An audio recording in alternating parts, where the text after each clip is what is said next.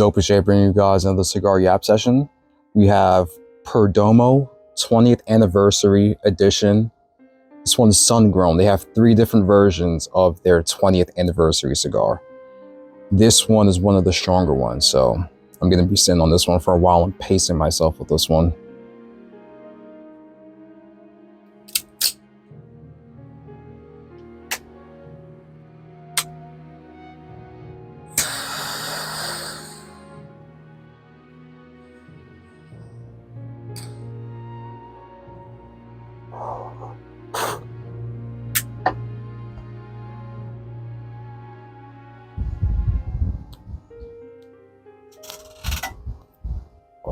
Might have to light this up a little bit more.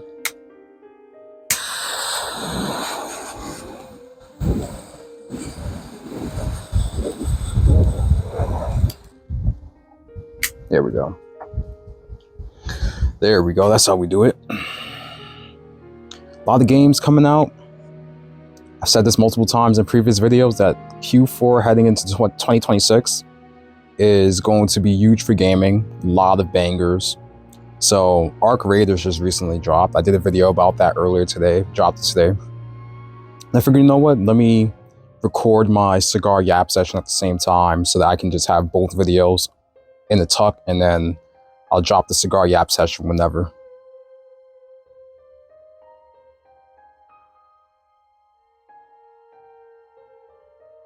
And I must say, you know, that launch was huge. I played the beta, and the beta was amazing. Had some fun on that, so I'm like, yeah, you know, it's to be expected. I believe the beta had something like 180K players on Steam, and then the full launch of the game had more players day one than what the beta had, right? So it was over 300K for the full release of the game on Steam. This is not even to account for platforms like Epic Game Store, which you can get the game through, as well as console. So I think the game is well over 500-600K players, active users right now, and that's a testament to show you that, you know, there's people who are having this conversation and this topic about gaming is going to crash and gaming is dying, and my rebuttal is no, gaming is not going to crash. Gaming, there's so much money in gaming right now, not only just from a consumer spending standpoint, but from a venture capitalist investment standpoint, from an acquisition standpoint. And then you have to also think about the smaller studios, the AA studios, the indie devs and stuff like that. There's lots of parts of gaming that's still very, very healthy. And I said that there's going to be a correction with parts of gaming. So we look at something like hardware sales, for example, right? Like gaming hardware, console sales, console units, PC hardware, for example. Like right now, where GPU prices are stabilizing and GPUs are hitting MSRP, now DRAM prices are up right now, right? So DDR5 prices have skyrocketed. So that's something, right? We're like, hey, GPU prices are finally at a good place, but now DRAM prices are high. So it's a bit of a trade-off, but something like gaming hardware will slow down, and that will get corrected because prices for hardware is high right now. Same thing with certain video games where, you know, you have the annual release AAA games, you have those major franchises within gaming. Some are going to do well, some are not.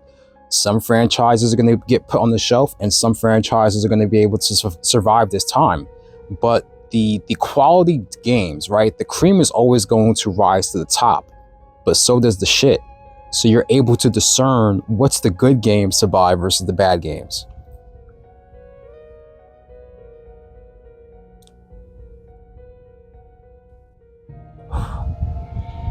So it's a give or take. Another aspect of the gaming industry that people need to understand is the fact that content creation, demand for content, just overall content that's surrounding gaming, whether it's YouTube, Twitch, TikTok, Kick, Twitter, even Threads is a good example of this, where gaming content is being consumed so much right now as well. So there's the content creation side where there's money being made from that, right? Viewership for the game, advertising for the game, and marketing. Content creation is a form of advertising and marketing for the game outside of what the companies are spending for putting ads of their game out there, right? So a great example is me. I'm going through my second playthrough of Cyberpunk 2077. I'm posting clips on Twitter, I'm posting clips on YouTube, I'm posting clips on TikTok and Threads. And I have a good amount of comments on those clips of people who are like, yo, I'm about to play this game, I've never played it, or they're going to play the game again because of how good the clips are looking, right? So that's a form of advertising the game for free on behalf of CD Projekt Red, because people are looking at the gameplay and saying, oh wow, like this actually looks pretty amazing. And you see this on the grander scale with content creators and streamers who have much bigger audiences and viewers to get their videos out there, play those games, and inspire people to play those games and buy those games. So that's another aspect of the gaming industry that I think people are not understanding, is the fact that when gaming on YouTube started to pop off in the early 2010s, right? When that started to pop off, and you start to have these channels that start to hit hundreds of thousands of views, millions of subscribers, and gaming content took off, that helped spur the growth of gaming industry to where it's at right now, and it's only getting bigger. The access to gaming, the access to gaming content, and the barrier to platforms not being as high as it used to be, because now games are more available on a variety of platforms than ever before. So the accessibility to gaming is there as well. Wow, this lost its light. So there's a lot of aspects of this that people need to understand, that a complete and total crash of gaming is unrealistic, very unrealistic. But I understand where some of the concerns are coming from, and we're going to talk about that in a second.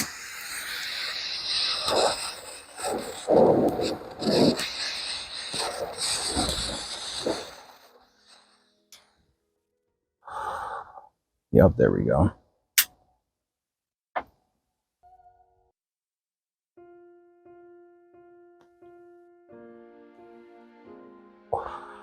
Perdomo. They make some really, really good cigars. I had their Champagne 10th Anniversary Edition. I think I did like 2 videos with their Champagne 10th Anniversary. Really, really smooth hitting cigar. This one's pretty smooth as well. It's definitely stronger than the Champagne 10th Anniversary, but it's manageable. Very manageable. It burns slow. Lost a bit of its flame, but now it's good.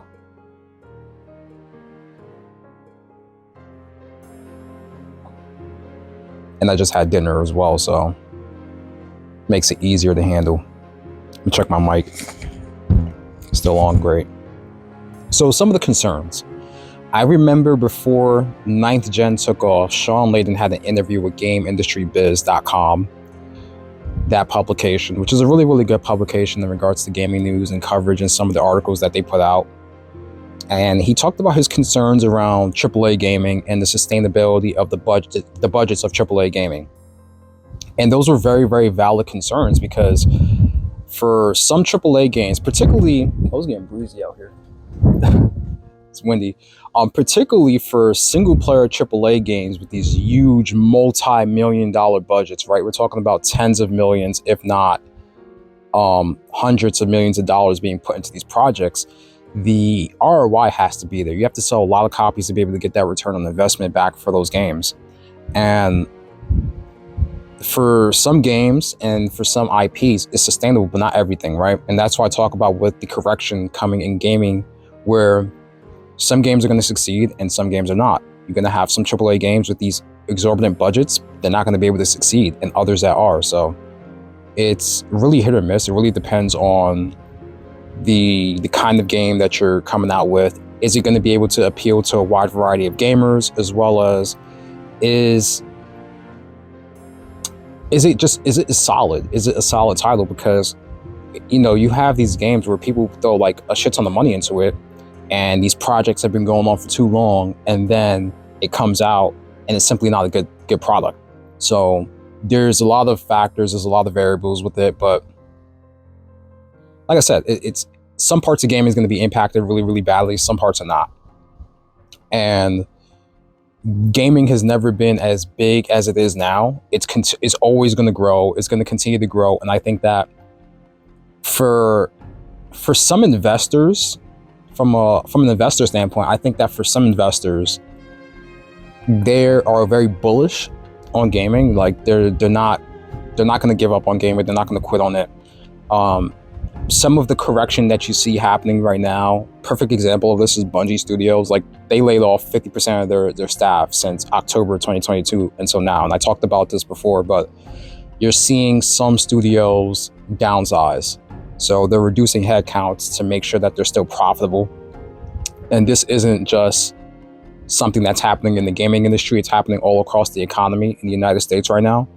So there's ways that they're trying to navigate this current economic climate that's impacting parts of gaming, but other parts is not. Perfect example of this is Ghost of Yotei sold really, really well. Big launch, successful launch. Pokemon had a successful launch. Even though that game isn't as great as its predecessors, it's still selling a lot of copies. It's going to be charting on NPD for months, if not years. Battlefield 6 had a great launch. Arc Raiders had a great launch. So there's games that are going to have very, very huge launches, and next year is shaping up to be an even bigger year for gaming than what it was this year, right? So where a lot of the announcements that we got for games coming out next year are like, yeah, those are very, very highly anticipated titles that people are excited for. And then you have the Game Awards next month, which I talked about as well, where you're going to have even more announcements next month during the Game Awards for games that are dropping in 2026. So my thing is, I hope that people are geared up for this, because it's a very exciting time to be a gamer. And I don't like the doomers. I don't like the doomer sentiment around gaming currently.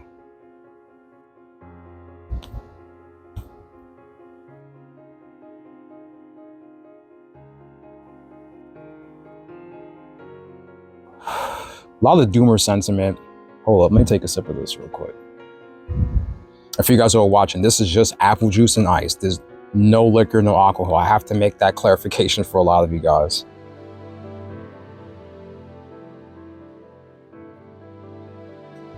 Because people have the wrong assumption about my videos, about me smoking a cigar. It's getting breezy. It is getting breezy.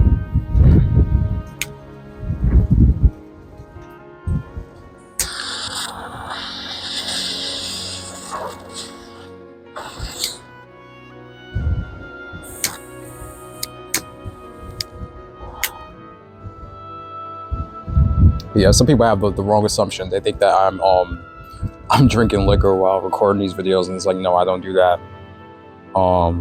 Anyways, the doomers on the internet who will come in the comment section and say, if you don't think that another gaming crash is gonna happen, you're dumb and stuff like that. And people who are like, gaming is dying, but then it's like, what games do you play? Show me your profile. Give me your gamer tag, give me your PSN, your Steam ID. What games are you playing for you to have this idea that gaming is dying? And I talked about this in the previous video, how even if you're not like enthused about the new games that are coming out, you still have retro gaming. Like retro gaming is still a thing. And you have things like emulation where you can play older games from older consoles and stuff like that, which I have a video coming out about that pretty soon, about some older games I'm playing, as well as current titles. But there's older games that you missed out on that you've never played that you can try out too. So you have the new and the old, okay? And there's just such a huge library of games that people have never touched that you can get access to. So if you're not like a modern gamer, then you can always be a retro gamer.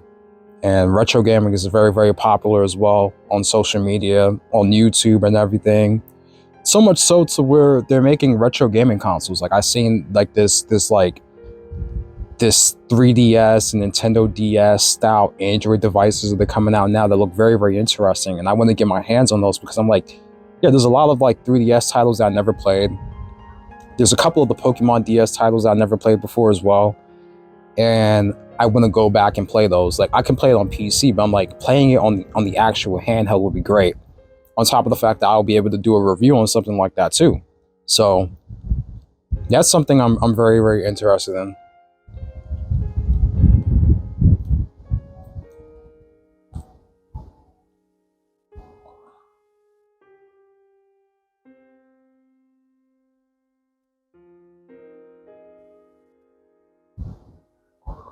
Oh yeah, this thing's burning up now.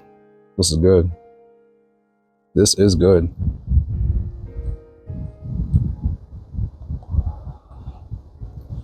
Burn up a little bit too much, but we'll see.